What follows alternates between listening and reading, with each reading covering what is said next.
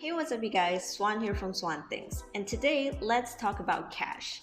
Now, if you're anything like me, holding cash feels like your money is being lazy, and you'd be tempted to put all your cash into investments to earn the highest return possible, especially if there's a sale going on. However, holding on to cash is important for a number of reasons. So, in this video, let's talk about why it's so important to hold on to cash and where you can park this cash to get the most out of your hard earned money. So without further ado, let's begin. To start things off, let's take a look at the four types of cash reserves you should probably be holding on to. And these will be your emergency fund, your cash reserves for daily expenses, a sinking fund to save up for large purchases, and a market opportunity fund to have cash on hand to take advantage of any good investment opportunities. These cash reserves each serve an important function in our finances, either to provide financial security, flexibility, or efficiency in times of need. However, to the savvy investor, cash sitting idle is inefficient because it could otherwise be put to work to generate even more cash. To get the best out of both worlds, this cash reserve can and should be put into assets that can safely generate interest while still being able to be deployed at a moment's notice. And in Malaysia, you have four options. And these will be fixed deposits, high interest savings accounts, money market funds, and fixed price unit trusts. Now, of four of these, my top picks will be money market funds and fixed price unit trusts. The problem with the other two options are pretty clear once you dive into the details.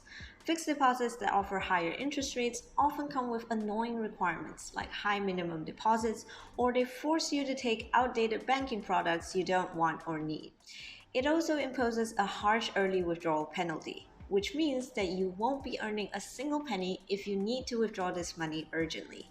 For high interest savings accounts, I used to use the OCBC 360 account, but these accounts are also on the same sad path of decline, requiring you to jump through hoops to earn the privilege of adding a few percentage points to your interest earned. Even then, the highest interest earned is just okay if you ask me. This leaves us with money market funds and fixed price unit trusts. Now, I wish I could choose the latter because the returns are pretty good considering that your capital is more or less guaranteed. However, availability of units is tight and subjected to a race quota. If you're boomy, please put money into your ASB for my sake, if not for your own. If you're non-boomy, good luck trying to get your hands on these units. I've tried and tried, but I've grown tired of queuing. This leaves us with money market funds, and if you don't already know, my top pick for this category is Versa, who have kindly agreed to sponsor this video. Now, I've already detailed in a past video why I prefer Versa over Stashaway Simple, but just to recap, let's do a quick run through of its platform. For me, Versa's interface is very clean-cut and simple to use. If you like to deposit money, simply click on Deposit, select the amount you wish, and you'll be directed to an online banking transfer to your bank account of choice. Once you completed the fund transfer, you can see in your homepage that your deposit is now in transit. Now, even if the money is not already in your account, you'll still be earning overnight interest on the amount in transit, which is pretty cool. If you head over to the homepage and click on Analytics, you get a neat summary of all your historical transactions as well as the interest earned. As you can tell, I've been pretty active in depositing and withdrawing money from Versa because I use it to store the bulk of my cash reserves. I've only been using it for about 5 months or so, but I'm a pretty happy camper.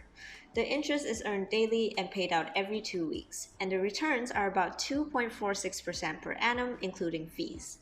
Versa will even credit monthly rebates to you if the fund returns fall below the projected amount. To withdraw your funds, just click on Withdraw, key in the amount, and select the account you would like to receive the funds. You can set up multiple bank accounts for further convenience. Now, if you go to Transactions under Withdrawals, you'll see that indeed the funds are processed and received in my bank account after 1 business day. And that's all there's to it, a simple platform for easy cash management. If you'd like to try out Versa, click on the link above or use the coupon code below to get 10 ringgit for free when you deposit a minimum of 100 ringgit on the platform. Like I said, I've tried out Versa for some time now, and I've decided to make it a permanent part of my cash management system to replace my OCBC 360 account. So now let's take a look at how it fits into my cash management system and also my payday ritual. My emergency fund is currently stored in two different accounts: 3 months of basic expenses on Versa and 1 month in my basic salary account in case I need cash instantly. If I plan to make a large purchase in the future, I'll divide this expense into manageable chunks of savings spread out over a few months, and this will be stored in a sinking fund in Versa. On top of that, depending on market conditions, I'll also be storing anywhere from 5,000 to 20,000 ringgit on Versa as a market opportunity fund. However, due to the Evergrande fiasco, I've since deployed all this cash into my various investment platforms just in case I like to do some shopping on some cheap stocks and crypto. When it comes to my payday ritual, as soon as my salary comes in, auto debits take care of most recurring bills as well as my automatic investment into Stashaway. After that, depending on market conditions, I decide whether to put my investment money into Versa or to the investment accounts directly. Once the investments are taken care of, I then set aside enough money to cover my expenses for the next month in Versa. I then charge my daily expenses to my credit cards whenever possible to get the highest cashback possible. At the end of the month when the credit card bill is due, I then transfer that money from Versa back into my salary account to pay off my credit card bills in full. I'm still fine tuning this system, but I expect it should work quite well. I know from past performance that I am able to generate about 100 to 120 ringgit in cashback every single month from my credit card bills. On top of that, I expect to get around 10 to 40 ringgit a month from Versa in interest depending on how often I move my cash around. It'll be quite easy to track the efficiency on my credit cards and Versa anyway, so we'll see how it goes when the system matures. And that's all I have for you today. Cash management is often overlooked when we talk about personal finance, but it's so important to give you financial security, flexibility, and efficiency in times of need. While traditional financial products start to lag behind, digital platforms like Versa are a breath of fresh air and a neat little addition to my cash management system, providing decent returns without compromising on liquidity.